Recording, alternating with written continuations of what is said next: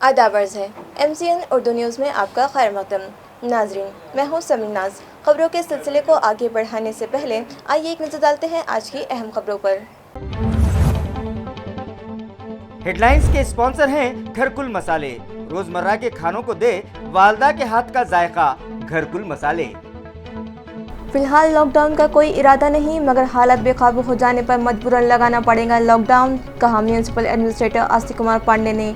Lockdown से बचने शहरियान से मोहतात रहने की अपील।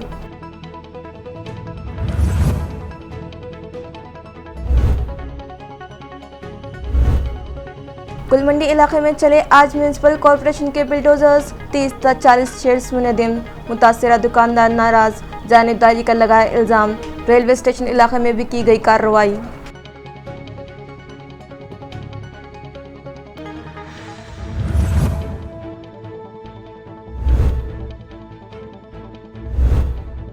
किसानों के मसाइल पर साबिक MLA हर्षवर्धन यादव ने किया अनोखा एहतजाज। किसानों के मेमोरेंडम से भरी बैलगाड़ी और पहुंचे इलाकाई कमिश्नर के ऑफिस पर, किया इंसाफ का मुतालबा।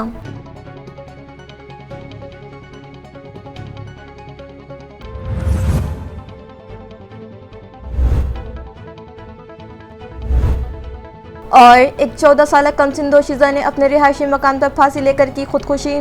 सुसाइड की वजह अब भी मुअम्मा, केस दर्ज, तहकीकात जारी। अब खबरें तफसील से।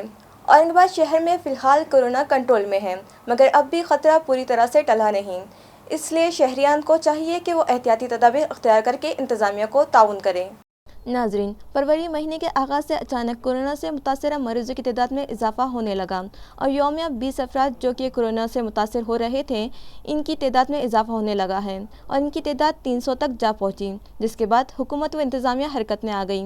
10वीं और 12वीं जमात को छोड़कर सभी क्लासेस के तलबा के लिए स्कूल्स बंद कर दिए गए, तो गुज़िश्ता माह कोचिंग क्लासेस शुरू करने की इजाज़त दी गई थी, इन्हें भी अपनी क्लासेस बंद करने का हुक्म दिया गया। शहर में नाइट कर्फ्यू नाफिज कर दिया गया। शादी ब्याह के तकरीबात में 50 से ज़ायद अफराद की शिरकत पर रोक लगा दी गई, जिसके बाद कोरोना से मुतासरीन की तादाद में किसी हद तक काबू देखा जाने लगा है। म्यूनिसिपल एडमिनिस्ट्रेटर आस्तिक कुमार पांडे के मुताबिक फ़िलहाल हालात कंट्रोल में है और अगर शहरियन का इंतज़ामिया को ताउन मिलता रहा तो कोरोना की रोकथाम के लिए लॉकडाउन लगाने की नौबत नहीं आएगी, और इसके बावजूद हालत काबू से बाहर होते रहे तो मजबूरन लॉकडाउन जैसा सख्त कदम उठाना हुकूमत व इंतज़ामिया की मजबूरी रहेगी। उन्होंने इस ज़िम्मन में खुलकर बात की। आइए देखते हैं कोरोना की रोकथाम के लिए इंतज़ामिया क्या कर रहा है और उसे शहरियान से किस तरह ताउन की उम्मीद है। औरंगाबाद में कोरोना की क्या सिचुएशन है? औरंगाबाद में कोरोना की सिचुएशन अभी नियंत्रण में है, लेकिन धोखे की घंटी बज रही है, क्योंकि औरंगाबाद शहर में जो केसेस की संख्या है वो 300 केसेस से लेकर के 199 केसेस के बीच में वैरी हो रहा है। इसलिए अगर अभी तक हमने जो कुछ मेजर्स लिए हैं उनके सकारात्मक परिणाम कुछ हमको दिख रहे हैं, जैसे स्कूल कॉलेज बंद करने का परिणाम, कोचिंग क्लासेस को बंद करने का परिणाम, मंगल कार्यालय एंड होटल्स में मैरिज फंक्शन में 200 की संख्या को 50 तक फिक्स करने का कुछ परिणाम हमको ऐसा दिख रहा है कि नंबर जिस तरीके से रैपिडली बढ़ रहे थे वो बढ़ नहीं रहे हैं और एक जगह स्टेटिक हैं। अगर नागरिकों ने थोड़ा सा और साथ दिया औरंगाबाद महानगर पालिका का, मास्क का यूज़ करना और ज़्यादा मात्रा में शुरू किया, हैंड सैनिटाइज़र, सोप का और भी ज़्यादा मात्रा में यूज़ किया और जल्दी यूज़ किया और सोशल डिस्टेंसिंग का पालन किया, तो मुझे ये लगता है कि औरंगाबाद में लॉकडाउन करने की कंडीशन नहीं आएगी, कोरोना नियंत्रण में रहेगा। परंतु अगर कोरोना अनियंत्रित होता है और हमारा जो इंफ्रास्ट्रक्चर, मेडिकल इंफ्रास्ट्रक्चर है, उससे अगर वो बियॉन्ड जाने लगता है तो फिर लॉकडाउन के अलावा और कोई चारा हमारे पास में नहीं है। सर, नागपुर के अंदर, अमरावती के अंदर कुछ एरिया में लगाया गया लॉकडाउन, तो ऐसा लॉकडाउन लगेंगे क्या? यस, औरंगाबाद शहर में हम ये स्टडी कर रहे हैं कि किस एरिया से बहुत ज़्यादा केसेस आ रहे हैं, फर्स्ट पॉइंट। सेकेंड, किस एरिया में बहुत ज़्यादा गर्दी हो रही है, बहुत ज़्यादा भीड़ हो रही है और सोशल डिस्टेंसिंग और मास्क का पालन नहीं हो रहा है। ऐसे कुछ एरियाज में हम अभ्यास करने के बाद में अगर आवश्यकता पड़ेगी तो उन पर्टिकुलर लिमिटेड एरियाज में लॉकडाउन के बारे में भविष्य में निर्णय लिया जाएगा। सर, खुदा न करे कि हमारे पास में इस तरह की केसेस बढ़े, लेकिन अगर केसेस बढ़ जाते हैं तो ऐसी सूरत में महानगर पालिका प्रशासन की क्या तैयारी है? खुदा ना करे कि केसेस बढ़े, हम भी यही दुआ कर रहे हैं ऊपर वाले से। नॉर्मली औरंगाबाद महानगर पालिका ने मेडिकल इंफ्रास्ट्रक्चर रेडी करके रखा हुआ है। इस मेडिकल इंफ्रास्ट्रक्चर में आवश्यक मनुष्यबल जिसमें कि doctor, nurses, ward boys, pharmacist ये आते हैं, ये पहले से ही रिक्रूट करके हमने अपने पास में रखा हुआ है। दूसरा उसका अंग होता है फिजिकल इंफ्रास्ट्रक्चर। फिजिकल इंफ्रास्ट्रक्चर की आपको 3 कैटेगरीज हैं, CCC, DCSC एंड DCH। घाटी हॉस्पिटल एंड मिनी घाटी DCH के रूप में काम कर रहा है, MGM and Hedgewar and Dhoot hospital and Bajaj. Same time पर DCSC के रूप में मिनी घाटी हमारा काम कर रहा है एंड कुछ अन्य जो एशियन हॉस्पिटल या इस तरीके के जो हॉस्पिटल हैं वो DCSC के रूप में काम कर रहे हैं। क्वारंटाइन सेंटर पूरी तरीके से औरंगाबाद महानगर पालिका की जवाबदारी है। इसके अंतर्गत अभी हमारा मेल्ट्रॉन हॉस्पिटल DCHC और क्वारंटाइन सेंटर के रूप में काम कर रहा है। MGM स्पोर्ट्स कॉम्प्लेक्स में हमारे CCC काम कर रहे हैं, किले आर्क में हमारे CCC काम कर रहे हैं और अब इंफ्रास्ट्रक्चर में और वृद्धि करते हुए हम जल्दी ही MIT, CPET एंड PEC इन 3 स्थानों पर हम अपनी CCC की संख्या बढ़ाने जा रहे हैं। सेम टाइम मेडिसिन का इंफ्रास्ट्रक्चर भी हमारे पास में पर्याप्त मात्रा में उपलब्ध है। माननीय पालक मंत्री साहब ने लास्ट वीक में मीटिंग लेकर के ये सुनिश्चित किया है कि अगर औरंगाबाद शहर में कोरोना की संख्या बढ़ती है तो मनुष्यबल, फिजिकल इंफ्रास्ट्रक्चर और मेडिकल इंफ्रास्ट्रक्चर पूरी तरीके से पुरेसा होना चाहिए। परंतु लेट्स प्रे कि संख्या ना बढ़े और सभी नागरिक मास्क, सैनिटाइजर, सोशल डिस्टेंसिंग का पालन करें, जिससे अपने औरंगाबाद शहर में लॉकडाउन लगाने की भी जरूरत ना पड़े और इस तरीके से मेडिकल इंफ्रास्ट्रक्चर पर दबाव भी ना आए। सर, HSC SSC बोर्ड जो है तो 10वीं और 12वीं बोर्ड के एग्ज़ाम्स के उन लोगों ने डेट वगैरह डिक्लेयर कर दिए हैं, टाइम टेबल बना दिया है। अगर समझिए सिचुएशन ख़राब होती है तो ऐसी सूरत में कैसा किया जाएगा? वो ऑफलाइन एग्ज़ाम देने की बात कर रहे हैं, ऑनलाइन नहीं लिया जा सकता। यस, तो इसीलिए इस पूरी सिचुएशन के मद्देनज़र हमने पहले से ही 10th क्लास और 12th क्लास के लिए हमने ऑफलाइन क्लासेस का प्रोविज़न किया है और आज की डेट में 10th और 12th क्लास के बच्चे स्कूल में जा कर के अपना अभ्यास कर रहे हैं। तो इसलिए बोर्ड के अकॉर्डिंग अगर वो फिजिकल एग्ज़ाम लेना चाहते हैं तो वैसे प्रोविज़न, वैसी व्यवस्था की जाएगी। गुलमंडी चौक पर रास्ते के किनारे बनाए गए 30 ता 40 शेड्स म्यूनसिपल कॉर्पोरेशन के गैर कानूनी कब्जाजात हटाओ दस्ते ने आज मुनद्दिम कर दिए, मगर इंतजामिया की इस कार्रवाई को मुतासिरीन ने जानिबदाराना बताते हुए सख्त अल्फाज में मजम्मत की। नाजरीन, म्यूनसिपल एडमिनिस्ट्रेटर आस्तिक कुमार पांडे की हिदायत पर आज गैर कानूनी कब्जाजात हटाओ दस्ते JCB और बुलडोजर्स लेकर गुलमंडी पहुंचा और सड़क के किनारे बनाए गए 30 ता 40 शेड्स हटा दिए, मगर मुतासरीन ने इल्ज़ाम लगाया कि मुतालिका अफसरान DP प्लान के मुताबिक कार्रवाई करने के बजाय सिर्फ और सिर्फ सड़क के एक ही जानिब की दुकानें और इमलाक पर कार्रवाई करते हैं। साल 2012 से अब तक कई मरतबा इन लोगों की दुकानें तोड़कर इन्हें माली नुकसान पहुँचाया गया, जबकि सड़क के दूसरी जानिब के मकानात भी DP रोड में हायल हैं, मगर इन पर किसी किस्म की कार्रवाई नहीं की गई। इन लोगों ने यह भी इल्ज़ाम लगाया कि कार्रवाई से कबल ना तो उन्हें कोई इत्तला दी गई और ना ही उन्हें किसी किस्म की नोटिस दी गई, जिसकी वजह से इन लोगों का बड़े पैमाने पर माली नुकसान हुआ है। यही नहीं, मुतालिका इंतज़ामिया ने शेड्स के साथ साथ उनकी दुकानों के शटर्स को भी नुकसान पहुँचाया है, लिहाजा अब AMC इंतज़ामिया उन्हें नुकसान की भरपाई अदा करे। शहरियान को ये कहते हुए भी सुना गया कि गुलमंडी इलाके में आज की गई कार्रवाई बदले की नीयत से की गई, क्योंकि गुज़िश्ता रोज़ गुलमंडी इलाके में म्यूनसिपल कॉर्पोरेशन के नागरी मित्र पटक में शामिल साबिक फौजियों की ज़्यादती के खिलाफ मुतालिका पुलिस स्टेशन में शिकायत दर्ज करवाई गई है, जिसकी वजह से इन्हें टारगेट किया गया है। गुलमंडी विभाग आहे 2012 में वन साइड का अतिक्रमण हुआ है, सामने वाला साइड अभी तक हुआ नहीं है। सामने वाले पैसे खिलाते, क्या हम पैसे नहीं देते, क्या हम वोट नहीं देते, क्या हम टैक्स नहीं भरते, हम क्या नहीं करते ये बोलो। 2012 साल 10 साल में क्या क्यों नहीं करे सामने का अतिक्रमण? यहाँ की मट्टी का भी उनको, मनपा वालों को यहाँ का मट्टी का भी नहीं चलता अतिक्रमण। आप कैमरा में शूट लो, मट्टी का भी यहाँ पे चलता नहीं, सामने वाले का कंक्रीट का बिल्डिंग चलता है अतिक्रमण में।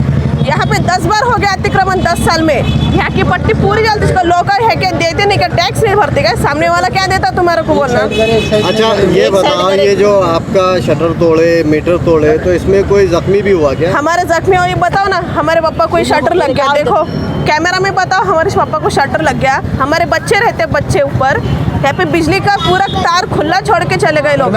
ये MSCB वाले अभी फोन करके अभी खाना खा रहे वो कर रहे अभी बोल के आए। हाँ, ये कौन भरपाई करके देंगे? एक तो हमारे क्या इतने अमीर लोग नहीं है हम। लेडी स्टॉप का दुकान है, हमें नोटिस भी मिला नहीं और नुकसान बोले तो हमारा कम से कम 20 से 25 हज़ार रुपये का नुकसान हुआ। कल जो कॉर्पोरेशन का बदला हमारा ये लिए गया, हमारा ये शेड था लकड़ी का टीना का, ये तोड़े उनने, और ये कुछ चबूता था वो पहले कुछ बताया नहीं है? नहीं, कोई नोटिस नहीं, कुछ नहीं, क्या नहीं, अचानक आए और यहाँ से तो वहाँ तक तोड़ डाले। ये सिर्फ गुल मंडी पे हुआ, अच्छा, बाकी तब अतिक्रमण हुआ नहीं। महानगर पालिका ने जो काम करे हमारे पे अन्याय करे, हमारे गैर कानूनी शटर का तोड़ दिए उन्होंने, और कल जो मारपीट हुई थी उनसे हमारा कोई लेन देन नहीं है। वो मास्क के ऊपर से कुछ हुआ था, उससे हमको लेन देन नहीं है। हमारा नुकसान भरपाई करके देना। आपका क्या क्या नुकसान हुआ? हमारा शटर तोड़ दिए, मीटर का MSCB को वायर तोड़ दिए, हमारे पिताजी को करंट मिल गया। करंट भी बैठ गया? हाँ, वो भरपाई करके देना। अगर हमारे पिताजी को कुछ होता महापालिका के ऊपर हम केस कर देंगे। महानगर पालिका नहीं पर केले तो हाँ, और महानगर पालिका ने वन साइड अतिक्रमण करे, आप अपोजिट साइड में अतिक्रमण करे नहीं, ये अन्याय है हमारे ऊपर। ये ऐसा क्यों कर रहे हो? अतिक्रमण जमीन लेवल भी करना पड़ती क्या? रास्ता उखाड़ दे रहे, हमारा वटा उखाड़ दे रहे। क्या अतिक्रमण वाले आए, कुछ इजाज़त नहीं लिए, कुछ नहीं। हमारा पहले तो अंदर ही था, बाहर तो ऐसे नहीं हम। क्या क्योंकि हमको इससे पहले जब सबसे स्टार्ट में हुआ था, जब हमको कुछ पैसे तो मिले नहीं थे उसके, अंदर ही था। हमारा अंदर होने के बाद भी उन्होंने तोड़े और नोटिस भी नहीं। अगर नोटिस दे रहे हो तो हमको हमारा खोल देते थे, निकाल देते थे, कि नुकसान नहीं होता था पूरा हमारा। कितना नुकसान हुआ? ये हमारे तकरीबन नहीं भी बोले तो कम से कम 20 से 25 हज़ार रुपये का नुकसान हुआ हमारे। हाँ, पहले कोई इत्तला नहीं हुई? नहीं, पहले कोई इत्तला नहीं दिए, कुछ नहीं, क्या नहीं। ऐसा तो लगता कि उसका रिएक्शन नहीं करके, क्योंकि अब ये गरीबों का तो कुछ था ही नहीं उसमें, सारे यहाँ से वहाँ से सब छोटी दुकानें वाले हमारी ऐसी। क्या उसका रिएक्शन लगता, क्योंकि मैं भी उस टाइम में था नहीं यहाँ पर जगह पर मौजूद। कन्नड़ के साबिक रुकन असम्बली हर्षवर्धन यादव ने किसानों के फसल बीमा, बिजली बिल, खाहिसाली इमदाद जैसे मौज़ूआत पर जिला भर के किसानों की दस्तखशुदा अर्जियाँ इकट्ठा करके बैलगाड़ी भरकर डिवीजनल कमिश्नर को एक अनोखे तर्ज की दरख्वास्त दही की है। कन्नड़ हल्के के साबिक रुकन असम्बली किसी न किसी मौजू को लेकर ज़ेर बहस रहते आए हैं या सुर्खियों में बने रहते हैं। साबिक रुकन असम्बली हर्षवर्धन यादव हाल ही में सियासी वनवास या सियासी संन्यास लेने का ऐलान भी कर चुके थे। ताहम कुछ अरसे बाद उन्हीं के बकौल हल्के के अवाम के इसरार पर वो फिर से सरगर्म सियासत में लौटे हैं। गुज़िश्ता रोज़ उन्होंने ऐलान किया था कि ज़िले भर के किसानों की हालत ज़ार और सरकारी दरबारी में किसानों का कोई पुरसाने हाल न होने के सबब वो ज़िले भर की ज़रूरतमंद किसानों की दरख्वास्तें इकट्ठा करेंगे और एक अनोखे तर्ज अख्तियार करते हुए बैलगाड़ी भरकर फसल बीमा, बिजली बिल की शिकायत और खाहिसाली की इमदाद से मुताल्लिक़ा और दीगर सभी दरख्वास्तें डिवीजनल कमिश्नर को पेश करेंगे। यादव ने ऐलान के मुताबिक आज बरोज़ मंगल डिवीजनल कमिश्नर के दफ्तर पर बैलगाड़ी पर लदी दरख्वास्तें पेश की हैं और इन दरख्वास्तों पर फौरी कार्रवाई का मुतालबा किया है। इस मौके पर उनके साथ कसीर तादाद किसान और उनके हामी कारकुनान मौजूद थे। बिल्कुल हल होगा, क्योंकि पॉजिटिव बात हुई हमारी, और हमने ये बात किसी भी गर्मजोशी से न कहते हुए हमने बाकायदा जो GRs हैं, जो गवर्नमेंट रेगुलेशंस हैं, जो गवर्नमेंट रेजोल्यूशंस हैं, उनके हिसाब से हमने बात की है। और जो कि हमने उस हिसाब से बात की है, आयुक्त साहब ने इस बात को माना है कि जो भी नुकसान भरपाई मिलनी चाहिए वो मिलनी ही चाहिए। और MSCB का खास तौर पे जो किसानों की तरफ रवैया है कि 15-15 दिन, एक महीना ट्रांसफार्मर नहीं मिलता है, फ्यूज़ जाता है तो 2-2 दिन फ्यूज़ नहीं बैठता है, इस सिलसिले के अंदर जो भी किसानों का नुकसान होता है वो नुकसान भरपाई भी मिलनी चाहिए। उसके हिसाब से भी MSCB को विभागीय आयुक्त साहब ने इत्तला किया। गंगापुर शक्कर कारखाने मामले में साबिक चेयरमैन कृष्णा पाटिल डोंगावकर ने रुकन असेंबली प्रशांत बम पर संगीन इल्जामात आयद किए। डोंगावकर ने कहा कि 15 करोड़ 75 लाख रुपयों की मुबैना बेज़ाब्तिगियों के मामले में बम शिकायत गुजारों पर दबाव डाल रहे हैं। गंगापुर शक्कर कारखाने पर जारी अदालती लड़ाई पर सियासत तेज हो गई है। शक्कर कारखाने के साबिक चेयरमैन कृष्णा पाटिल डोंगावकर ने आज औरंगाबाद में एक अखबारी कॉन्फ्रेंस में रुकन असेंबली प्रशांत बम पर ज़बरदस्त तनकीद की। उन्होंने इल्ज़ाम लगाया प्रशांत बम अपने रुकन असेंबली होने का नाजायज़ फ़ायदा उठा रहे हैं और 15 करोड़ 75 लाख रुपयों के गबन के कलीदी मुलजिम होने के बावजूद आज़ाद घूम रहे हैं। डोनगांवकर ने कहा कि इस मामले में पुलिस शिकायत दर्ज होकर 3 महीने गुजर चुके हैं, ताहम अभी तक एक भी मुलजिम गिरफ्तार नहीं हुआ है। उन्होंने मुतालबा किया कि प्रशांत बम को शिकायत गुजारों पर दबाव बनाने की बिना पर फ़ौरन गिरफ्तार किया जाए। डोनगांवकर ने इल्ज़ाम लगाया कि प्रशांत बम अपने हामियों के ज़रिए उनके खिलाफ बेबुनियाद इल्ज़ामात लगा रहे हैं, लिहाजा उनके खिलाफ फौरी कार्रवाई की जाए और उन्हें गिरफ्तार किया जाए। त्या नाराजीतूनच आम्ही जनतेसमोर हा प्रश्न यावा म्हणून आम्ही प्रेस कॉन्फरन्स घेतली। 3 महिन्याच्या वरती कालावधी होऊन गेला, परंतु अद्यापर्यंत एकही आरोपीला पोलिसांकडे अटक झालेली नाही। एक महिला आरोपी पकडून आणलेली, तिला दबावाखाली सोडून दिलं, ती काही स्वतःहून हजर झालेली नव्हती, तिला घरून जाऊन घेऊन आले आणि त्यांना सोडून देण्यात आलं।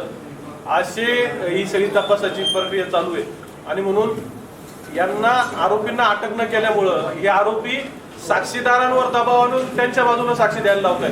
मी फिर्यादी आहे, माझ्या विरोधात वेगवेगळ्या फिर्याद दाखल करून मला कसं दबावाखाली आणता येईल याचा प्रयत्न करतायत, मला आर्थिक आमिष दाखवण्याचे प्रयत्न केले जात आहेत आणि म्हणून हे सगळं प्रकरण कुठेतरी जनतेसमोर आलं पाहिजे म्हणून आम्ही ही पत्रकार परिषद घेतली। यांना अटक होणं गरजेचं आहे, हे न्यायालय उच्च न्यायालयाने देखील मान्य केलेलं आहे। ते आमचे जे काही आर्ग्युमेंट आहे ते उच्च न्यायालयाने देखील मान्य केलंय।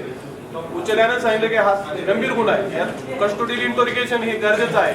म्हणून हे सगळं होत असताना आणि आरोपी राजरोसपणे गुन्हा लपवण्यासाठी जे जे काही करता येईल ते करत असताना पोलिसांकडनं अटक होत नाही, ही दुर्दैवाची बाब आहे। लासूर स्टेशन पोलीस चौकीत तुमच्या विरोधात एक खंडणी मागितली म्हणून असं एक अर्ज दाखल झाला आहे, काय सांगा? खोटा आहे। मी तर म्हणतो नार्को अनालिसिस टेस्ट करावी, ज्यांनी माझ्यावर आरोप केलाय, आणि प्रशांत बमची पण करावी आणि माझी पण करावी। अशा पद्धतीनं चुकीचे आरोप करून माझ्यावर दबाव आणण्याचा प्रयत्न जो चाललाय, मी तो उच्च न्यायालयाच्या पण निदर्शनास आणून देणार आहे। 2 दिवसापूर्वी माझ्या विरोधात गंगापूर पोलीस स्टेशनला देखील मी कोणाच्या त्या एक चापे नावाच्या व्यक्तीला दमबाजी केल्याचा तक्रार एनसी मला माझ्या विरोधात केली। मला पोलीस समज देत होते, मी म्हटलं मी समज तुमच्याकडनं घेणार नाही, तुम्हाला काय कारवाई करायची माझ्यावर करा, नाहीतर त्याची नार्को अनालिसिस करा, माझी करा, आणि जर तू खोटा आरोप माझ्यावर करत असेल तर त्याच्यावर कारवाई करा, आणि मी जर काही खरंच केलं असेल तर माझ्यावर कारवाई करा। ही स्पष्टपणे मी भूमिका पोलिसांसमोर घेतली। मनी लॉन्ड्रिंग प्रकरणात ईडीत जाणार आहात तुम्ही? 100% मनी लॉन्ड्रिंग प्रकरणात ईडीत जाणार आहोत। मनी लॉन्ड्रिंग मध्ये प्रशांत बम यांचे हात खोलवर घेतलेले आहेत आणि त्यांना इच्छित जे काही त्यांना त्यांच्या बाबतीतली तक्रार करायची आहे ती निश्चितपणे मी मनी लॉन्ड्रिंगची देखील करणार आहे। सर्व मंत्र्यांकडे खूप फॉलोअप करतात बऱ्याच दिवसापासून, पण मंत्र्यांकडनं रिस्पॉन्स असा मिळत नाही, काय सांगा? नाही, मग आता त्यांच्या कानावर जितकं घालायचं तितकं आम्ही घालून आहे। कारवाई करणं न करणं शेवटी मंत्री पण थेट कारवाई करत नसतात, ती अधिकाऱ्यांनाच करावी लागते। अधिकारी एकदा त्यांनी अधिकाऱ्याला सांगितलं ना, अधिकारी काय गतीनं काम करतात काय नाही, आणि शेवटी आम्हाला उच्च न्यायालयाचा पर्याय शिल्लक आहे। आम्ही उच्च न्यायालयात त्या बाबतीत दाद मागत आहोत। आम्ही जितके आमचे फोरम्स आम्हाला दाद मागायला आहेत त्या सगळ्या ठिकाणी आम्ही त्याचा पाठपुरावा करणार आहोत, आणि या पाठपुराव्याचा त्रास प्रशांत बमला होतोय। साहेब, माझं म्हणणं असं आहे की आम्ही सत्याच्या बाजूनं लढतोय आणि आम्हाला काय गरज आहे इतकं हे करण्याची? आम्हाला जितके फोरम आहेत तितके वापरू ना, आम्हाला आउट ऑफ वे जाऊन कोणाची मदत घ्यायची नाही। शेतकऱ्यांचा जो मुद्दा महत्वाचा गरज पडली तर नक्की मुख्यमंत्र्यांनी ज्यात जे अधिकारी आहेत ज्यांनी कारवाई करायला पाहिजे ते प्रशांत बम यांना पाठीशी घालतात, तर अशी दबकाय जावं चर्चा अधिकाऱ्यांचे काही प्रकरण प्रशांत बमकडे आहे का, ते दबतायत का, असं काय? हो बरोबर आहे, तशी चर्चा आहेच। मोक्षदा पाटीलच्या मिस्टरचे आपल्या महापालिकेच्या प्रशासकाचे अनेक तक्रारी प्रशांत बम यांनी केल्या, त्याच्यामुळे मोक्षदा पाटील त्यांच्यावर कारवाई करत नाही, त्या दबावाखाली काम करतात। तुम्ही आणखी एक आरोप केला की भाजपचे जे आमदार आहेत ते तर पुतळा करतातच, परंतु त्यांच्यासोबत फडणवीस साहेब असतील, त्यांच्यासोबत भाजप असेल, ते सुद्धा याच्यामध्ये हात घालतायत, काय सांगा? नाही, ते त्यांचा घोटाळ्याशी संबंध नाही, परंतु त्यांचा तो एक सहकारी आमदार असल्यामुळे त्यांना जिथं जिथं शक्य त्यांना तिथं मदत करतात। म्हणजे त्यांचा वरदहस्त आहेच, वरदहस्त असं नाही म्हणता येणार, परंतु तो त्यांचा सहकारी आहे। आता ते एक महिला आरोपीला पकडून आणल्यानंतर आमच्या माहितीनुसार त्या दोघांच्या सहभागातूनच त्या महिला आरोपीला सोडले। जनता याच्यावर काही रोष आणत तुमच्यापर्यंत काही असा मेसेज येत नाही का जनतेचा रोष आहेच ना, जनतेचा रोष आहे। कामगारांची फसवणूक झाली आहे, शेतकऱ्यांची फसवणूक झाली आहे, कारखाना जर चालू झाला नाही तर पुढच्या वर्षी ऊसाची अडचण होणार आहे। ऊस मोठ्या प्रमाणात लागवड मोठ्या प्रमाणात झालेला आहे, त्याच्यामुळं जनतेचा रोष आहे आणि आम्ही जनतेसाठीच लढतोय। तर जनतेसाठी याचा जर काही याच्यात जनतेचा जर इंटरेस्ट नसता तर आम्ही तरी कशात भाग घेतला असता? असं काय होईल का पुढे मोठं आंदोलन करणार तुम्ही या कारखान्यासाठी? साहेब हे प्रश्न कायद्यानेच हाताळले जाणार आहे. हे प्रश्न आंदोलन करून आम्ही कायदेशीर सगळ्या बाजूने लढणार आहोत. हुकूमत महाराष्ट्र ने जो गुंठेवारी कानून बनाया है, इसके बाद एएमसी इंतजामिया ने गैर कानूनी तामीरात को रेगुलराइज करने की तैयारी शुरू कर दी है. जैसे ही इसका जीआर जारी होगा, तमाम जोन दफातर में कैंप लगाकर कार्रवाई शुरू कर दी जाएगी. ये इत्तला म्यूनिसिपल एडमिनिस्ट्रेटर आस्तिक कुमार पांडे ने एमसीएन को दी. औरंगाबाद महानगर पालिका अंतर्गत गुंठेवारीबाबत महाराष्ट्र शासनाने निर्णय घेतलेला आहे. त्याच्या जीआर अतिशीघ्र येणे अपेक्षित आहे. त्या अनुषंगाने औरंगाबाद महानगरपालिकाने गुंठेवारी कायद्याचे क्रियान्वयनासाठी आणि जे अवैध घर आहे आतापर्यंत गुंठेवारी एरियामध्ये त्याच्या नियमितीकरणासाठी कारवाई प्लॅनिंग सुरू केलेली आहे. यामध्ये आपण 9 झोनसाठी 9 गुंठेवारी कक्षची स्थापना केलेली आहे आणि जसंच आपल्याकडे जीआर आला हे 9 गुंठेवारी कक्ष 9 झोनमध्ये आपले आपले कैंप लाऊन गुंठेवारीचे नियमितीकरण की प्रक्रिया शुरू करते. इसी तरह उन्होंने बताया कि झोपड़पट्टी इलाकों के पीआर कार्ड बनाने का अमल भी जल्द शुरू किया जाएगा. इसके अलावा सड़कों फ्री होल्ड की कार्रवाई के लिए हुकूमत गाइडलाइन का इंतज़ार है, जिसके बाद सड़कों के साथ मीटिंग करके कार्रवाई शुरू की जाएगी.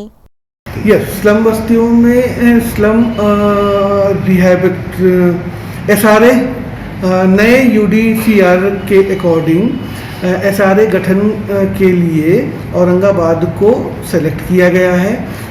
बहुत ही जल्द ही औरंगाबाद में एसआरए का गठन होगा. माननीय यूडी मिनिस्टर एकनाथ शिंदे साहब ने इस संबंध में जब वो औरंगाबाद आए थे तो हमको डायरेक्शन दिया था. एसआरए के गठन होने के बाद में जो भी स्लम बस्तियां हैं हमारी उन पर फोकस करके उनको एसआरए के अंतर्गत लेकर के डेवलप कैसे किया जाएगा इसके बारे में कार्रवाई अपेक्षित है. सर, सिडको का जो फ्री लीज होल्ड के बाद सिडको फ्री होल्ड का एक ऐसा मैटर है जिस पर कि महाराष्ट्र शासन ने निर्णय ले लिया है और हम ये उम्मीद कर रहे हैं कि जल्द ही उसके बारे में महाराष्ट्र जीआर इशू हो जाएगा. तो we are waiting for GR. Detail guideline आने के बाद में देन सिडको फ्री होल्ड की जो कार्रवाई है उसके बारे में सिडको के साथ में मीटिंग लेकर के ज्वाइंट कार्रवाई शुरू की जाएगी. अजंता में आवारा कुत्तों से दहशत का माहौल है. पीर की रात को इन कुत्तों ने 1-2 नहीं बल्कि 14 लोगों को भंबोड़कर जख्मी कर दिया.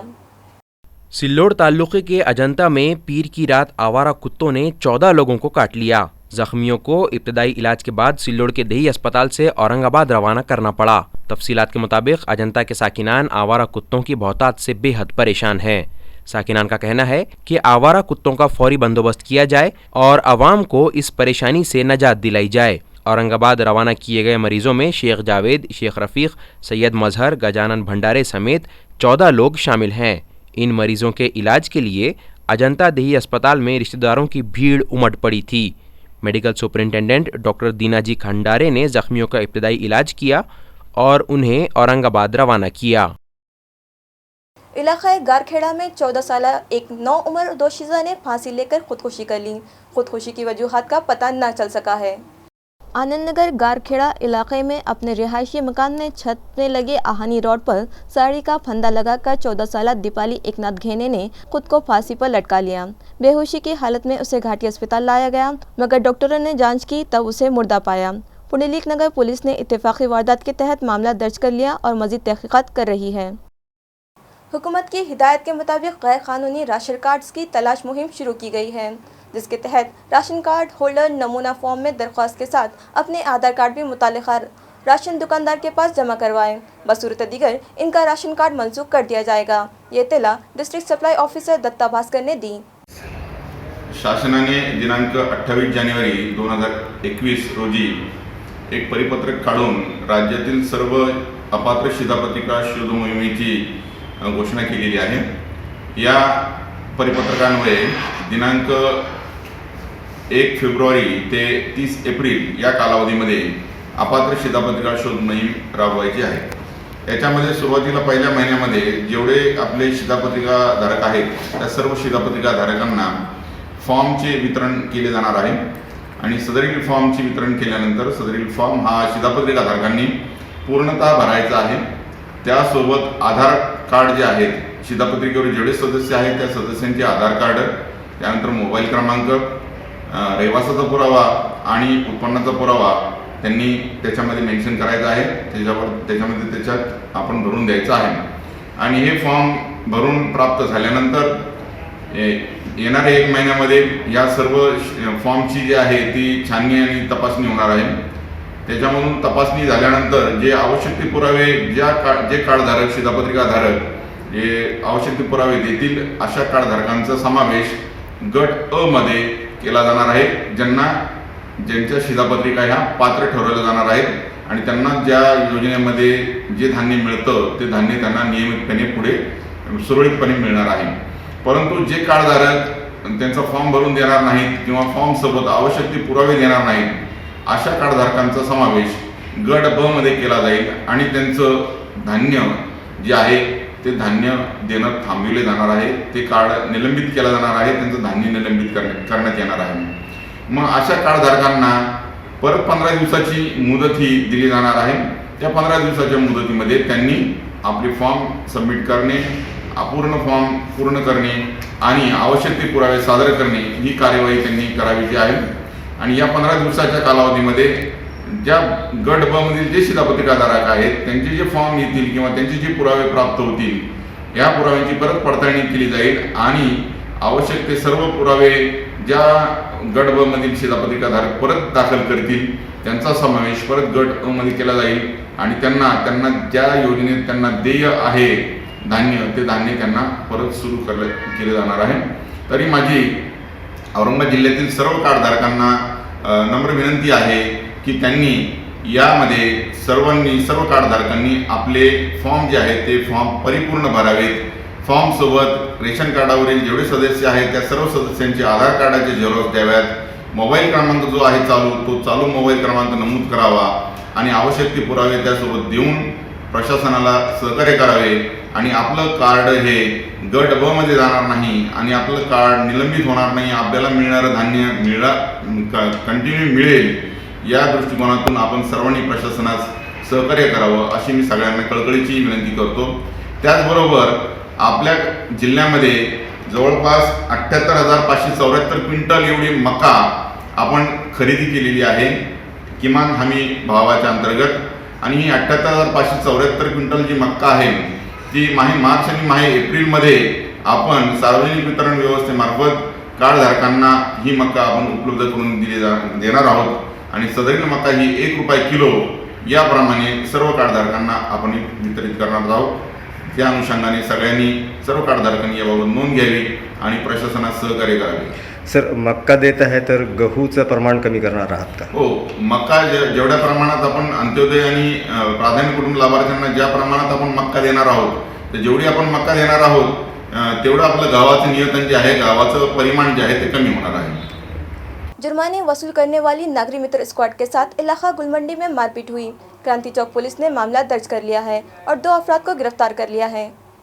कोरोना की फिजाओं के सबब हुकूमत व इंतजामिया ने शहरियान के घूमने फिरने पर पाबंदी लगा रखी है और हुक्म अदूली व ज़ाब्ता शिकनी करने वाले लोगों के खिलाफ जुर्माने की कार्रवाई की जाती है.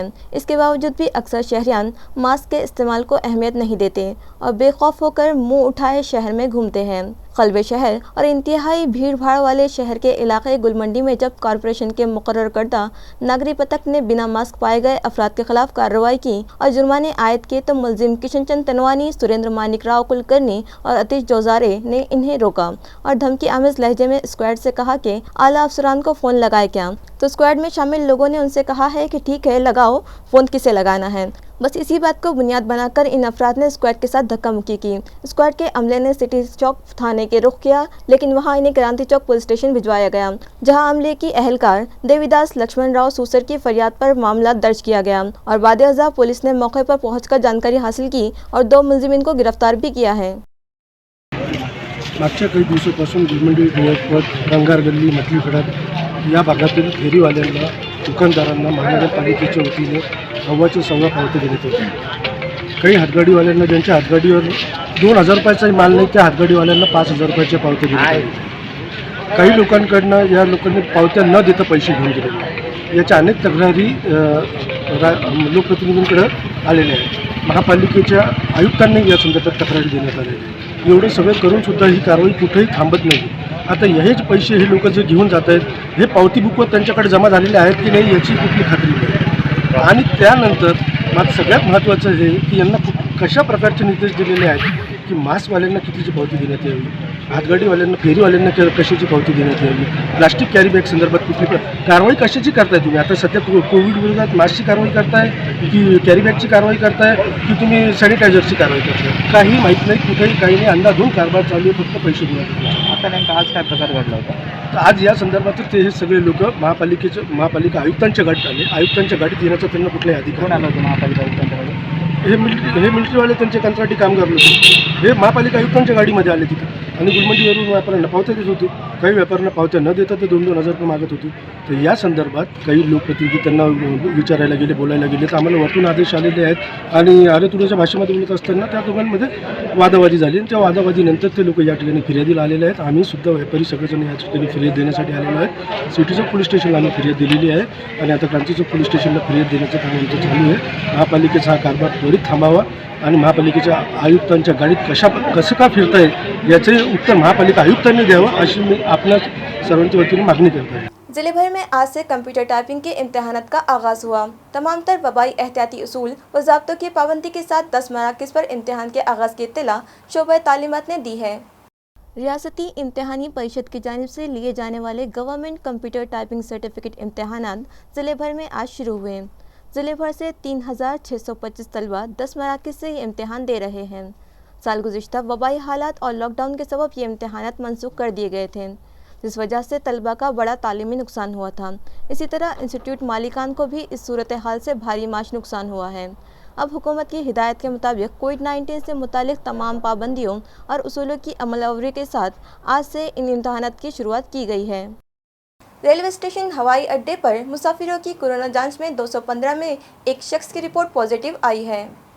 बल्दिया उस्मा कोरोना एहतियाती इक़दामात के तहत हुकूमत की हिदायत पर शहर के रेलवे स्टेशन और तहरानगाह पर आ रहे मुसाफिरों की कोरोना जांच RT-PCR टेस्ट कर रही है। आज 2 मार्च को स्टेशन पर हुई 130 अफराद की RT-PCR जांच के बाद आई रिपोर्ट इत्मीनान बख्श रही, यानी इनमें से कोई भी कोरोना पॉजिटिव नहीं पाया गया। इसी तरह चिकलठाना तहरानगाह पर 85 अफराद के RT-PCR टेस्ट में एक शख्स की रिपोर्ट बदकिस्मती से कोरोना पॉजिटिव पाई गई।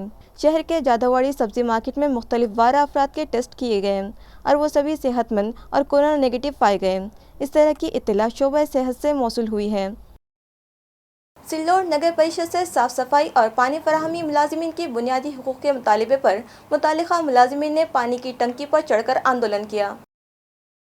सफाई और पानी फराहमी मुलाजमीन के बुनियादी हुकूक दिए जाने के मुतालिबे पर सिल्लोड में पानी की टंकी पर चढ़कर मुजाहरे किए गए। सिल्लोड नगर परिषद के खिलाफ किए गए इन मुजाहरों में सोशल वर्कर महेश शंकरपल्ली, कमलेश कटारिया, विष्णु काटकर, सुनील मीरकर और शेख रफ़ीक समेत करीब 15 कामगारों ने हिस्सा लिया। इन मुलाजमीन का इल्ज़ाम है कि नगर परिषद इंतज़ामिया और कॉन्ट्रैक्टर RS पवार ने मिली भगत करके उन्हें मुलाजिमत से निकाल दिया। इनका इल्ज़ाम है कि स्वच्छ भारत अभियान के तहत पवार को 3 करोड़ 75 लाख रुपयों का सालाना ठेका दिया गया है। सफाई के नाम पर इंतज़ामिया की आंखों में धूल झोंकने और कामों में बड़े पैमाने पर बदउनवानी का भी इन मुलाजिमीन ने इल्ज़ाम लगाया। मुजाहिरीन का कहना है कि इस मामले में कई मरतबा ज़िला कलेक्टर सुनील चौहान को भी शिकायत पेश की गई, लेकिन वो दबाव में काम कर रहे हैं और किसी भी तरह की कोई कार्रवाई नहीं कर रहे। मुजाहिरीन का मुतालिबा है कि सभी मुलाजिमीन को फ़ौरन दोबारा मुलाजिमत दी जाए और 2018 से इन्हें दी जा रही आधी तनख्वाह की बकाया रकम भी फ़ौरन अदा की जाए। मुजाहिरीन का कहना था कि जब तक उनकी मांगें नहीं मान ली जाती तब तक वो नीचे नहीं उतरेंगे। फिल्म शोले से तहरीक पाकर किए गए इस आंदोलन के सिल्लोड में दिन भर खूब चर्चे रहे। कुलदाबाद पुलिस स्टेशन की हुदूद के दरे गाँव में मकान के तामीरी काम पर तनाज़ा हुआ। दोनों फरीकों ने एक दूसरे के खिलाफ मामले दर्ज करवाए हैं। मुतालिका मौजे दरे गाँव के गट नंबर 188 में एक गुंठा इराजी पर घर के तामीरी काम को लेकर 2 फरीक में तनाज़ा उठ खड़ा हुआ। पुलिस से मिली जानकारी के मुताबिक दोनों आमने सामने की पार्टियों ने शिकायत दर्ज करवाई है, जिनमें सुनीताबाई कड़ोबा बंकर ने अपनी शिकायत में वजाहत की है कि मज़कूरा गट नंबर 188 में उनकी मिल्कियत के मकान की तामीरी काम जारी है। इस दौरान गुज़िश्ता शनिचर को जब दोपहर के वक्त घर में कोई न था, उस वक्त विलास अजयनाथ गायकवाड़ उनके घर में घुस आया और उनकी लड़की से छेड़खानी करते हुए ज़ात को लेकर गाली गलौज की। 7 मुलजिम की बीवी और मां व भावज ने भी इसी तरह की बदकलामी की। खुलदाबाद पुलिस ने दस्तराजी और एट्रासिटी के तहत मामला दर्ज किया। इस तरह फरीक मुकाबले की जानिब से लक्ष्मीबाई कैलाश गायकवाड़ की शिकायत पर योगेश बंकर, वच्छल्ला बंकर, सुनीता बंकर, रमा बंकर, मुकेश बंकर, कविता बंकर व दीगर के खिलाफ लात घूसों से मारपीट का मामला पुलिस ने दर्ज किया है और दोनों जानिब की तहकीकात जारी है। खबरें खत्म करने से पहले आइए एक बार फिर नजर डालते हैं आज की खास खबरों पर। इन खबरों के स्पॉन्सर हैं घरकुल मसाले। रोजमर्रा के खानों को दे वालदा के हाथ का जायका, घरकुल मसाले। हेडलाइंस के स्पॉन्सर हैं घरकुल मसाले। रोजमर्रा के खानों को दे वालदा के हाथ का जायका, घरकुल मसाले। फिलहाल लॉकडाउन का कोई इरादा नहीं, मगर हालत बेकाबू हो जाने पर मजबूरन लगाना पड़ेगा लॉकडाउन, कहा म्यूनिसिपल एडमिनिस्ट्रेटर आस्तिक कुमार पांडे ने। लॉकडाउन से बचने शहरियान से मोहतात रहने की अपील।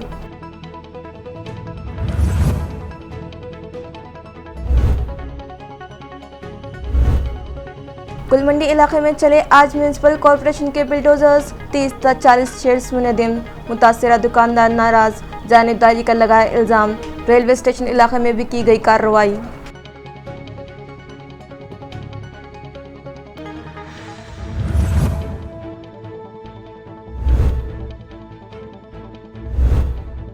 किसानों के मसाइल पर साबिक एमएलए हर्षवर्धन यादव ने किया अनोखा एहतजाज। किसानों के मेमोरेंडम से भरी बैलगाड़ी और पहुंचे इलाकाई कमिश्नर के ऑफिस पर, किया इंसाफ का मुतालबा।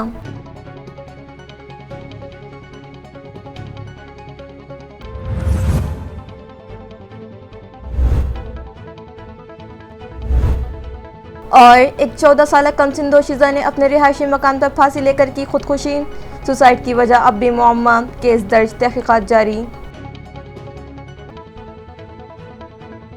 इसी के साथ MCN उर्दू न्यूज़ अब यही ख़त्म होती है। कल फिर मुलाकात होगी कुछ और ख़बरों के साथ। तब तक के लिए मैं समीर नाज आपसे इजाज़त चाहती हूँ। खुदा हाफिज़।